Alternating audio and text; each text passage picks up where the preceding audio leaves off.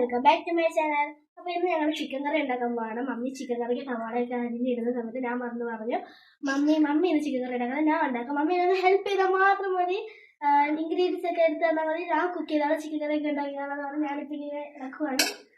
എനിക്ക് ഇളക്കാൻ നീളമില്ലാത്തതുകൊണ്ട് ഞാൻ സ്റ്റൂളിൻ്റെ മണ്ട കയറിയാണ് ഇളക്കുന്നത്. ആണ് മമ്മി ഇഞ്ചി വെളുത്തുള്ളി പേസ്റ്റ് ഇടാൻ പറയുന്നത്.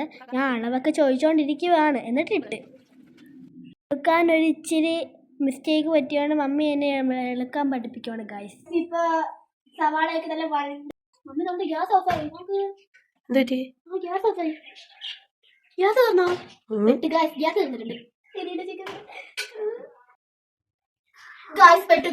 സെക്കൻഡ് ഗ്യാസ് പറ്റി എടുത്ത് വെച്ചിട്ടില്ലായിരുന്നു. അപ്പൊ ഇന്ന് സൺഡേ ആയതുകൊണ്ട് ഗ്യാസ് ഇല്ലായിരിക്കും, എന്നാലും ഞാൻ പൊട്ടി കൊടുക്കാൻ തയ്യാറല്ല. തീ കത്തിക്കും. ഞാൻ ഗ്യാസിൽ നിന്ന് കുക്കർ എടുത്ത് അടുപ്പിലോട്ട് വെക്കുവാണ് ഗൈസ്.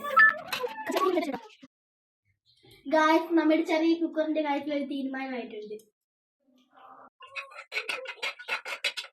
ഗൈസ്. കറിയുടെ ഇൻഗ്രീഡിയൻസ് മറ്റപ്പൊടി, മല്ലിപ്പൊടി, മുളക് പൊടി, ഗരം മസാല, ഉപ്പ് മമ്മി ഓൾറെഡി ഇട്ടിട്ടുണ്ടായിരുന്നു. പിന്നെ ഞങ്ങൾ ചിക്കൻ പൊടി ഒരു ഇച്ചിരി ഇടുത്തുള്ളൂ, കാരണം പൊതുവെ എനിക്ക് വൈകുന്നേരം എരിവ് ഇഷ്ടമല്ല. മമ്മി മുളക് പൊടി തന്നെ എരിവില്ലാതായിരിക്കും വാങ്ങിക്കുന്നത്.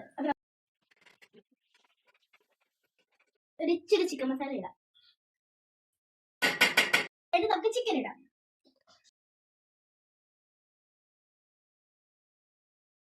ചിക്കൻ എല്ലാം ഇനി നമുക്ക് നടക്കാം ഗൈസ്. അപ്പൊ നമുക്ക് ഇച്ചിരി വെള്ളം ഒഴിക്കാം.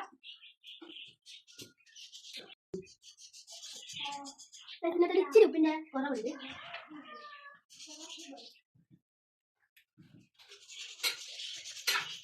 ഗൈസ് നമുക്ക് ഒരു ഒറ്റ വിസിൽ അടിപ്പിക്കണം, പക്ഷെ എനിക്ക് അടിക്കാറില്ല, അതുകൊണ്ട് ഈ ഒരു പണി നമുക്ക് നൈസിനും മമ്മിക്ക് അങ്ങ് കൊടുക്കാൻ ഗൈസ്.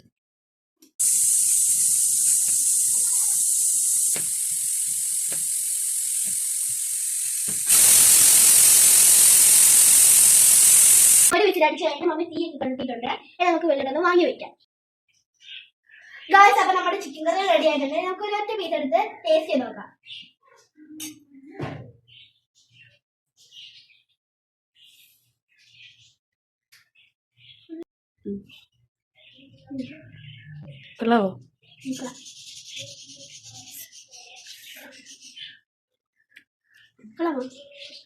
ചിക്കൻ കറി കൊള്ളാം ഗൈസ്. വീണ്ടും വരാം. Bye bye.